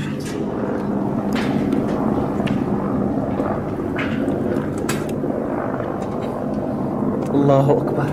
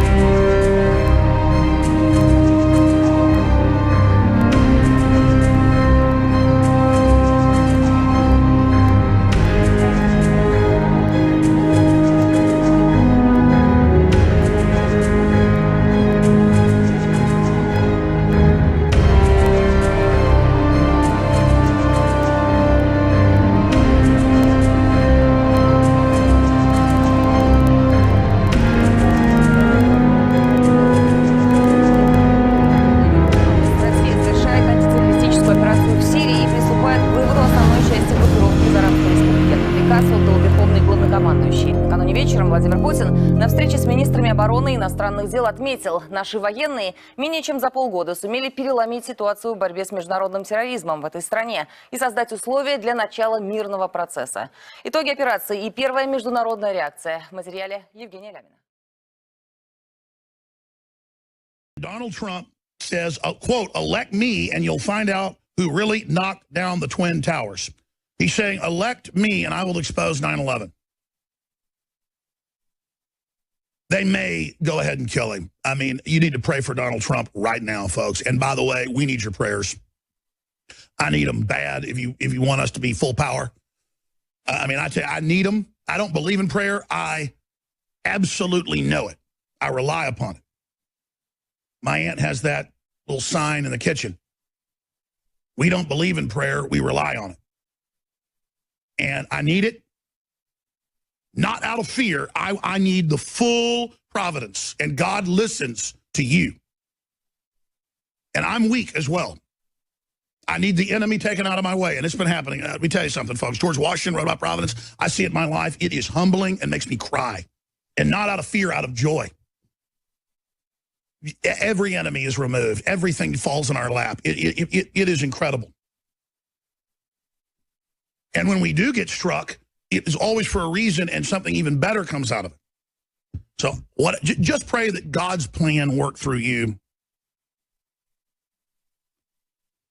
I'm going to stop ranting on this subject. It's just such an amazing time to be alive right now. And I'm going to try not to start crying here on air. Just thank God. Thank God there are people who aren't cowards. And I'm telling you, I was told this before it was in Politico. There's no way this is a setup. This is damaging him too bad. There's no way he's fake now. This is death blows to the globalist. I mean, this is in a fight with guys with daggers. I mean, Trump is just ramming daggers into him right now. And so are you, and so am I. We're all pushing together to run that knife right into their heart politically. And it's going through the ribs, folks. It's going through their armor. I mean, right now the knife's sliding in. And it'll take them a while to bleed out. They're strong. But, man, I tell you, it's already. In fact, I want to tell you, the knife's already gone into the heart. Oh, my God, this is so incredible. We have scored a direct stab in those sons of bitches' hearts. We got to keep running the knife in, though, folks. We got to keep running it in there. Not worry what they're doing to us. Just, you want to fight? You're getting it. You wanted to overrun us and poison us and take our families and kill us? You will die, not us. You anti-human crap.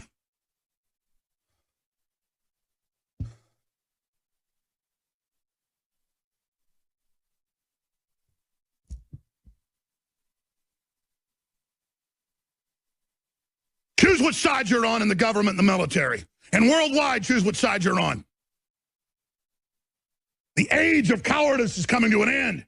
The age of men will return. And all those soft, twisted globalists can feel it, and they can know it. And they're not going to get their computer grid, self-driving car, nanotech, panopticon in place fast enough. They want to make us totally dependent on their system like we're a baby in their womb. But this is no womb. This is a express elevator to hell, and we're climbing out of it.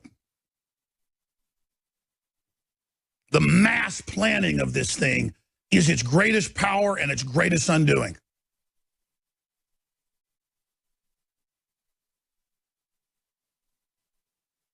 And Donald Trump is for real. This certifies it. There's no way he's not. This is it. He just went to 100% in my view. Right there. And folks, he is manipulative. The only problem with him is he gives people red meat like, okay, I'll torture people. Oh, I'm going to have a huge, tough military. But by the way, we're not going to attack Russia and all these countries. See, he's playing politics saying, don't worry, I'm going to be big and tough, but I'm not going to attack a bunch of countries.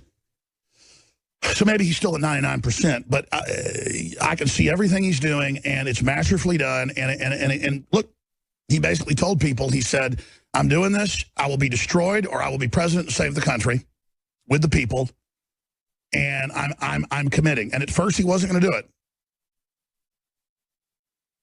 And he reportedly went away for like a week and wouldn't talk to anybody. It's unbelievable. Just thank God.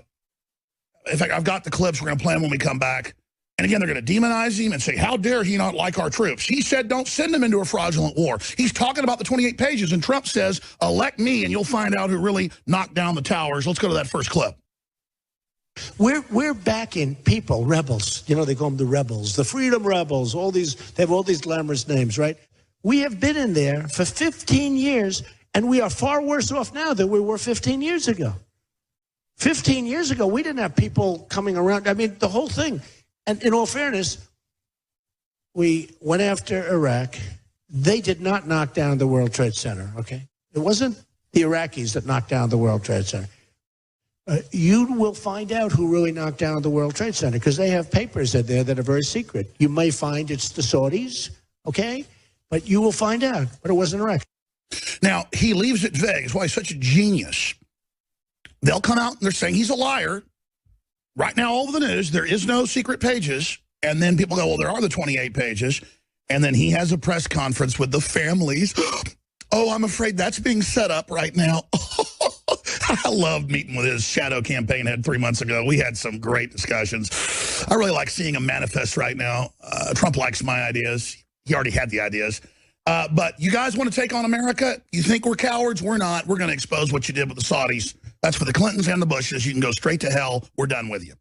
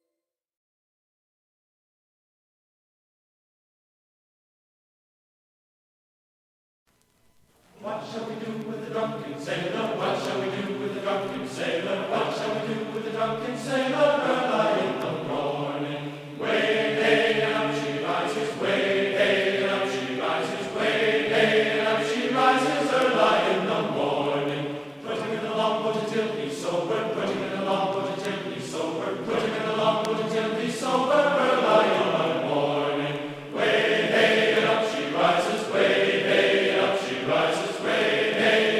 Rises early in the morning. Pull out the plug and wet him all over.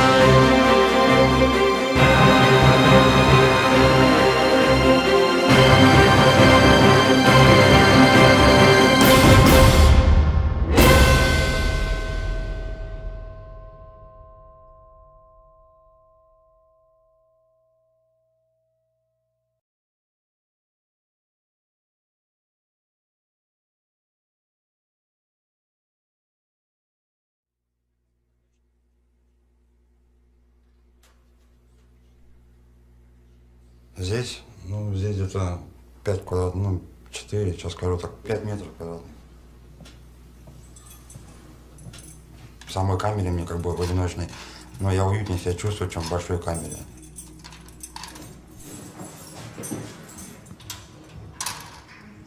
Могу полностью посвятить, ну, свое размышление там, о своей жизни, там, ну, о своем существовании. Ну, и здесь как бы комфортных конфликтов не существует, чем, ну...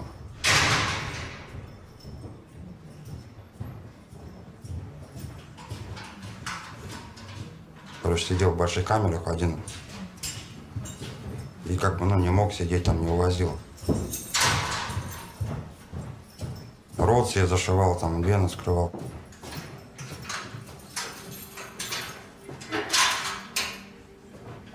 Короче, и меня вот на трудом увозили, психологическое отделение.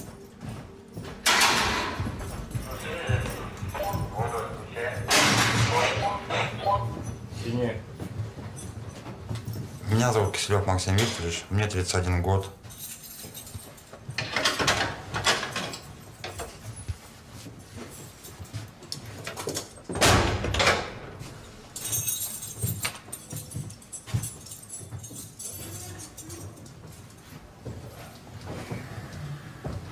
Я вот как бы изучал Зигмунда Фрейда, ну, это, там про фобию и психоанализ, бессознательную теорию бессознательного. И как бы, ну, мне сама эта тема интересна, потому что у меня преступление в бессознательном, ну, это, состоянии совершено. Я помню, как распивал спиртное, потом как драться начал. А очнулся уже. И я просто как бы, ну, нож держал в руках. А передо мной человек лежал, короче, просто. Ну, я нож взял, ему в шею воткнул.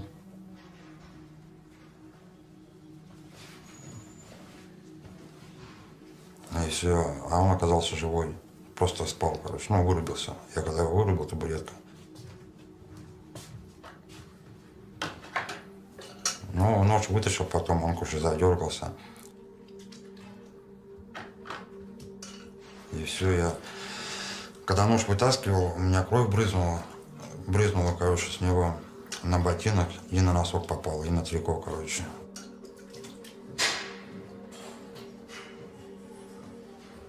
Потом уже, когда я пришел, там 6 трупов лежало.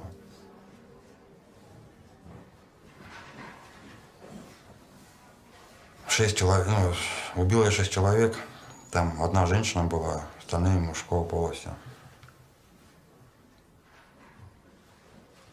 Я давай их, короче, скидывать, ну, в одну кучу. Там пацан был, ему 10, что ли, лет или 11 было. Ну, я не знаю там как. Ну, походу, я его убивал не так, чтобы это самое. Он же как бы угрозу не представлял, правильно? Походу, я его как свидетеля убрал.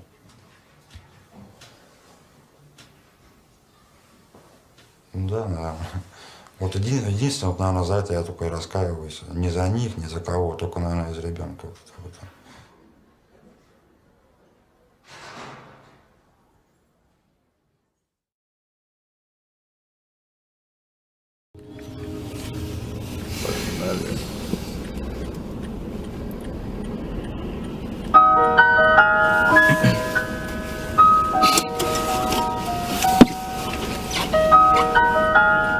Это история про одного пса.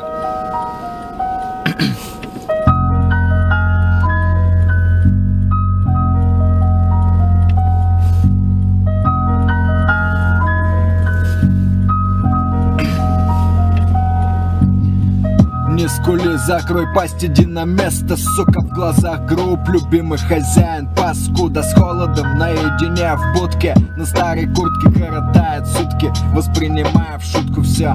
Любовь есть, он любит, да, даже гладит иногда. Но глаза не те уже, не того щенка, который под той самой курткой был доставлен в дом. Улыбки, ласка, ну а что потом? Ай, улица, незнакомые лица. Начинал скалиться, гнали, кем вы стали все, еда не нравится. Но приходится, и так уж водится, что плевать на тех, кто другом по сути приходится. Крик души слышен скулом и воем в будке. Я дышу, я поборюсь, но мысли в промежутке о том, как хорошо быть котом, который спокойно заходит в тот дом. Так вот, я о чем я. Если бы хотел бы, то давно бы перегрыз канат короткий. Хозяйке в глотку вцепился бы так плотно, и потекла бы кровь, как реки Вавилона. За метлу и камни брошены в мою сторону, а им все равно, что есть, что нет, что было, что не стало. Сорвался с ошейника и бежал, куда глядел, и не волновало совсем, что там, в том дворе, где вырос, где грубости, сырость, где палки и свист. Стая дворовых приняла как своего. Появились чувства там, где все за одного, и ошейник не давит на гордость, свобода и вольность действий, где из-за лая нет никаких последствий. Пробегая однажды рядом с домом родным, увидел, как хозяин курил. Он был совсем седым, увидевший друга, встал на колени и молил, чтобы подошел Мухтар, но Мухтар не подходил. Стая ушла, а он так и на коленях ждал. Где же ты был раньше, когда я в будке тосковал? Умерла хозяйка после пьянки соседской, дочь забыла отца после этих бедствий. Спился совсем, это бездна из стен. Кем теперь стал, а вспомни был кем до того. Мы всегда в ответе за тех приручили, кого, отвернув морду в сторону, кинулся к стае с концом. И у пса есть чувство, помни, ничего не чувствуют лишь камни. Дома закрыли ставни, и среди всех могил нашел своего хозяина, которого так полюбил, но вернуть нельзя его. Мы всегда в ответе за тех, кого приручаем.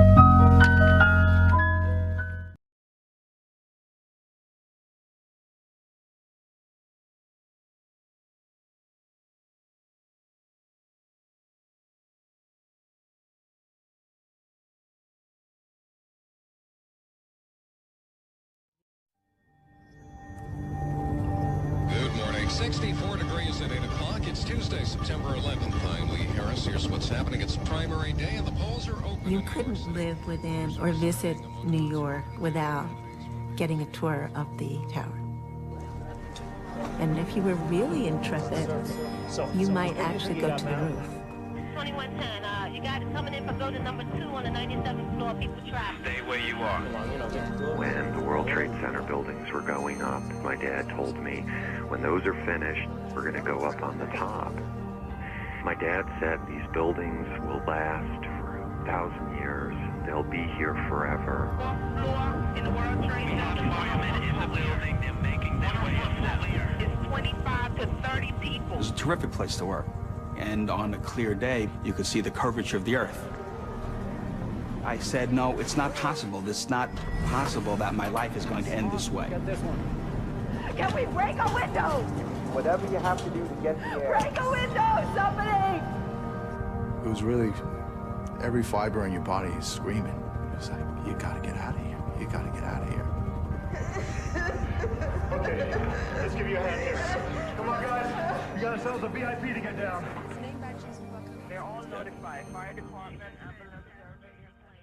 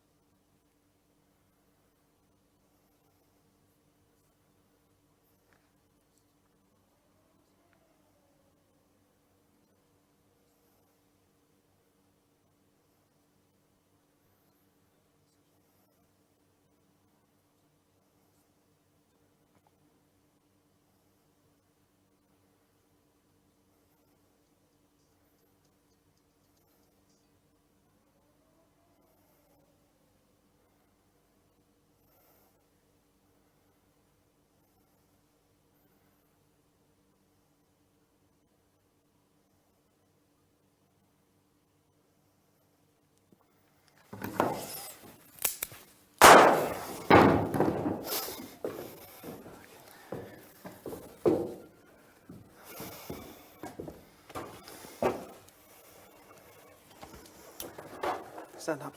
Thanks.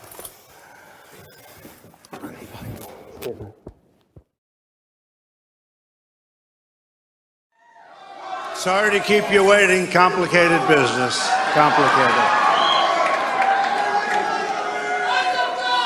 Thank you very much.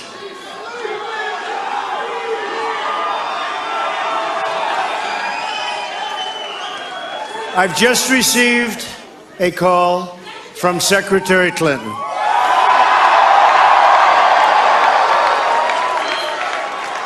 She congratulated us, it's about us, on our victory. And I congratulated her and her family on a very, very hard-fought campaign. I mean, she fought very hard.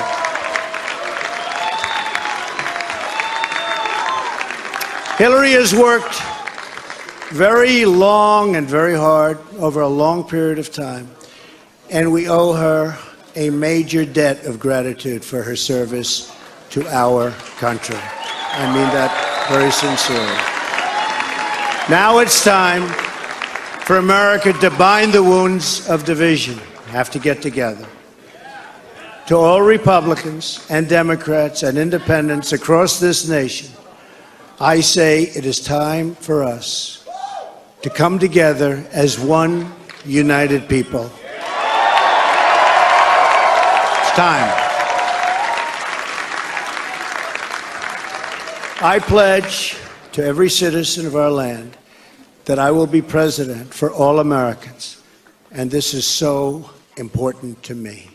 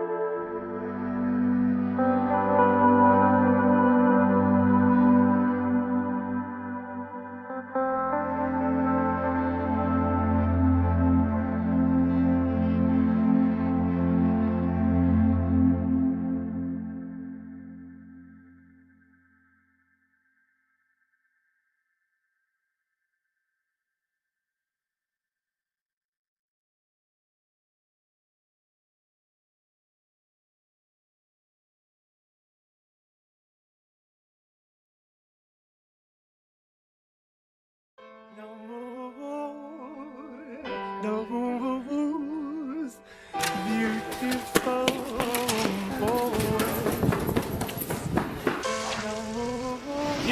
здравствуй. А троллейбус поломался. Садись, подвезем. Нет, спасибо, я парня жду.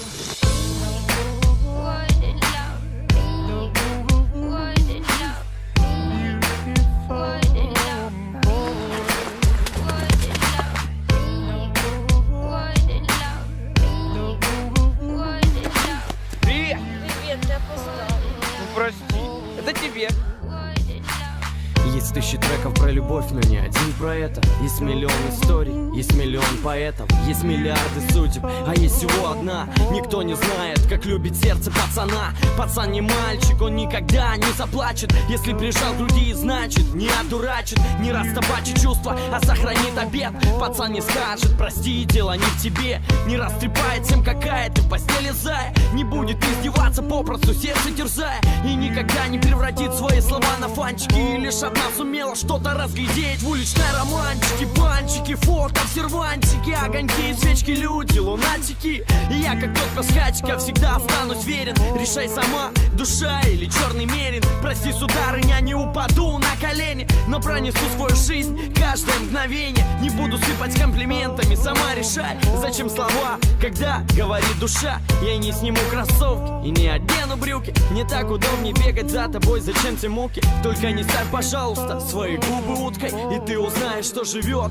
под черной курткой. Если сказал люблю, значит отвечаю. Если сказал одна, значит не предам. Если сказал дарю, сердце без печали, только держи и не ломай напополам. Если сказал люблю, значит отвечаю. Если сказал одна, значит не предам. Если сказал дарю, сердце без печали, только держи и не ломай напополам. Ты не ломай, прошу, и не дави. Я не смогу прожить без любви, лови. Чувства как песок прямо из моей пустыни. Сколько ни лей дождями, никогда не остынет. С глазами синими, помадой красной. Ты словно инеем сделала прекрасный мир. Своими красками испачкала мою всю душу. Только построил чувства, а ты по камню рушишь. Я не купил кроссовки, купил тебе подарок. Несу букет ромашек между аллей и арок. В руках белый медведь улыбается прохожим, а ты орешь как сука, вбивая ногти в кожу. Давай вгоняй на шире, сушеньку кроши. Я совершил ошибки, каюсь и прошу тебя лиши. Оставь, я умоляю, ну хотя бы сны. Я ни разу не видал такой хмурой весны. Проснись! Что с тобой стало? Что значит не люблю? Что значит я устала? Устала получать цветы или гулять устала? Мадам, может вы спуститесь ко мне, спить устала? Ты подарила мне 2 года и убила 2. Ты поменяла мне погоду и забрала слова. Не любишь, ну прощай и не лечи как ты простуду. Когда уйдешь, клянусь, проклинать не буду. Если сказал люблю, значит отвечаю. Если сказал одна, значит не предам. Если сказал дарю, сердце без печали, только держи и не ломай напополам. Если сказал люблю, значит отвечаю. Если сказал одна, значит не предам. Если сказал дарю, сердце без печали, только держи и не ломай напополам. Если сказал люблю, значит отвечаю. Если сказал одна, значит не предам. Если сказал дарю, сердце без печали, только держи и не ломай напополам.